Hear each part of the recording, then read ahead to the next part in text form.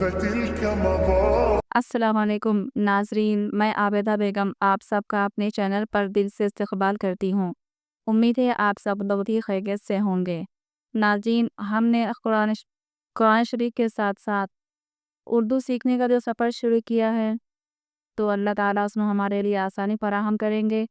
تو چلیے، بسم اللہ الرحمن الرحیم۔ حروف کی پوری شکلیں ہم نے یہ سب تو سمجھ لیے ہیں اچھے سے، لکھ کر بھی آپ لوگ بھی کوشش کیجیے اچھے سے سمجھنے کی، آپ لوگوں کو ضرور سمجھ میں آ جائے گا انشاءاللہ۔ لکھنے کے بھی آپ پریشان نہ ہوں، لکھتے لکھتے آپ کی ہینڈ رائٹنگ ایسے ہی صاف ہو جائے گی۔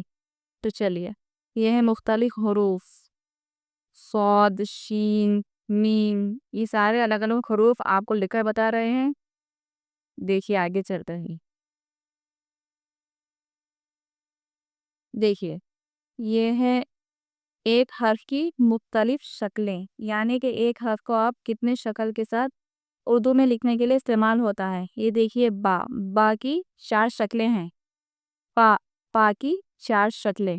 آپ کو میں یہ لکھ کر سمجھاتی ہوں، ٹھہریے ایک مرتبہ۔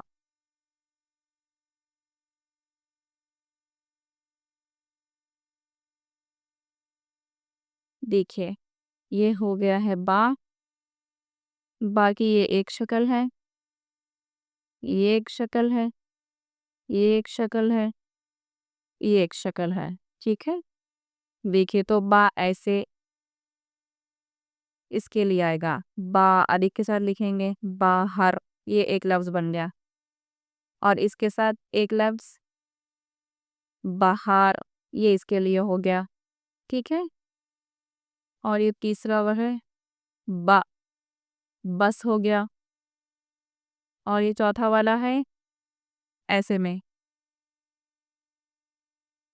تو ہم اسے لکھ سکتے ہیں بحث، جیسے بحث کرتے ہیں کوئی، اس کے لیے۔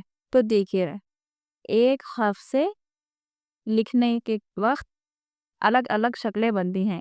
با ہوگا ایک ہی، لیکن اگر ہم جب اسے لکھیں گے تو الگ الگ لفظ کے لیے الگ الگ طریقے سے وہ استعمال ہوگا۔ تو یہاں پر ہمارے اس کی شکلیں بتائی جا رہی ہیں۔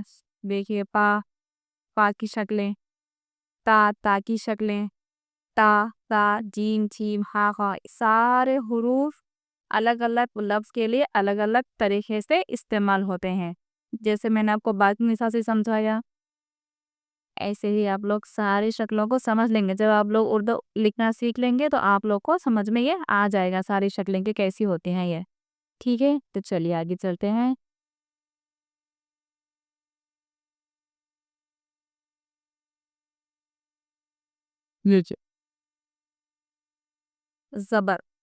زبر کی مشق یہاں پر بتائی گئی ہے کہ جب آواز اوپر کرنا ہو تو اس کو کیسے پڑھیں۔ یہ ہے زیر، جب آواز نیچے ہو تو اس کی آواز کیسے ہوگی۔ اور یہ ہے پیش، یعنی کہ جب آواز کو آگے کرنا ہو تو اس کے لیے کیسے استعمال ہوگا۔ یہ صرف ہمیں بتانے کے لیے ہیں کہ حروف کے اوپر زبر، زیر اور پیش آئیں گے تو اسے کیسے پڑھنا ہے، ٹھیک ہے۔ تو دیکھیے، اب یہاں سے ہماری تفتیح یعنی کہ عنوان شروع ہوتے ہیں، لیسن جسے ہم کہتے ہیں۔ پہلا لیسن یہاں سے ہمیں شروع ہو رہا ہے، مرکبات، یعنی کہ ایک سے زیادہ حروف۔ جب ایک سے زیادہ حروف ہوتے ہیں، 2 ہوتے ہیں، 3 ہوتے ہیں، یا پھر 3 سے زائد بھی ہو سکتے ہیں، تو ان سب کو کیا کہیں گے ہم؟ مرکبات، ٹھیک ہے۔ یہاں پر جو مشق دی جا رہی ہے یہ ان حروف کی ہے جسے ہمیں کھینچ کر نہیں پڑھنا ہے بلکہ جلدی پڑھنا ہے۔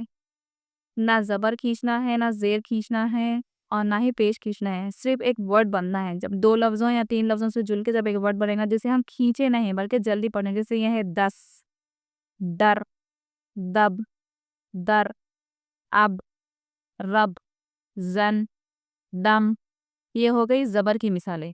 اب یہ دیکھیے زیر کی مثالیں ہیں، دق، دل، رم، دن، رن، اس، ان، اب۔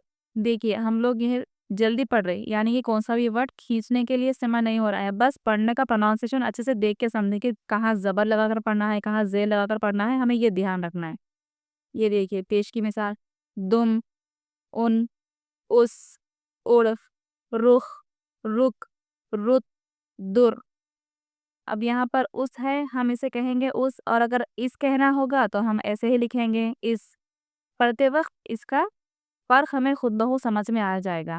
اب یہ دیکھیے یہاں پہ لکھا ہے اب، اگر آپ اسے اب پڑھنا ہوگا تو اب جیسے ایک سینٹینس ہم جب لکھیں گے تو اس وقت کس کو کیسے پڑھنا ہے ہم کو سمجھ جائیں گے، یا زبر لگانا ہے کہ زیر لگانا ہے ہمیں جب سمجھ میں آ جائے گا۔ اب یہ ایک لفظ ہے دم، یہاں پر ہم پڑھیں گے ایک لفظ کے حساب سے، اگر پڑھیں گے تو اسے ہم دم بھی پڑھ سکتے ہیں اور اگر دم بھی پڑھ سکتے ہیں، اسے پیش بھی اگر ہم لگا کر پڑھ سکتے ہیں، یعنی کہ دو حروف کو جب ہم ملا کر پڑھیں گے تو اس کا پروننسیشن کیسے کرنا ہے وہ پورے جو ہمیں سینٹینس لکھنا ہے وہ حساب سے سمجھ کر پڑھیں گے۔